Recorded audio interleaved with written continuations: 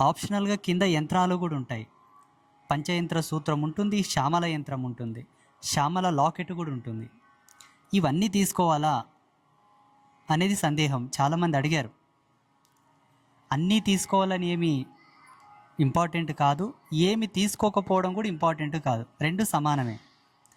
తీసుకోవాలనుకుంటే అది మీ ఇష్టం, తీసుకోకపోయినా మీ ఇష్టం. అందులో ఏదో ఒకటి మాత్రం తీసుకోండి, తప్పదు. ఉదాహరణకి తాయిత తీసుకున్నారు, ఎర్రతాడికేసి నడుములో కట్టుకోండి, పాత మొలతాడిపి తెల్లజిలేడి చెట్టు కట్టండి, సరిపోతుంది. మళ్ళీ ఒక నెల పోయిన తర్వాత ఆ చిట్టి భద్రం పెట్టుకో నీతోనే.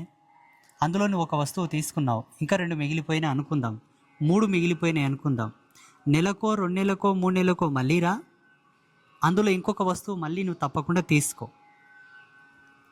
లేదు, మనం ప్రతి పూజలో 5 వారాలు ఇక్కడ తప్పకుండా అమ్మకు వచ్చి, అమ్మ కంట్లో మీరు పడండి, మీ కంట్లో అమ్మ పడుతుంది, రుద్రశూలాన్ని తాకండి, 5 వారాలు కలర్లు పోసిపోండి, మీ కర్మలు గడుక్కపోతావని ఒక సిస్టమ్ మనం ఫామ్ చేసాం. ఒకవేళ దూర ప్రాంతాల వాళ్ళు 5 వారాలు రారు కదా, నెలకు ఒకసారి, 15 దినాలకు ఒకసారి, 2 నెలలకు ఒకసారి, 3 నెలలకు ఒకసారి, వాళ్ళ వీలుని బట్టి ఎప్పుడు వచ్చినా మీకు వీలైతే అందులో ఉన్న వస్తువులు ఒకేసారి తీసుకెళ్ళండి. లేదు, డబ్బులు లేవు, ఖర్చులకే పైసలు ఉన్నాయి, మళ్ళీ ఇబ్బంది అవుతుంది అనుకుంటే వచ్చినప్పుడల్లా ఒక ఐటెం తీసుకెళ్ళండి. అది మీ మీ ఇష్టం.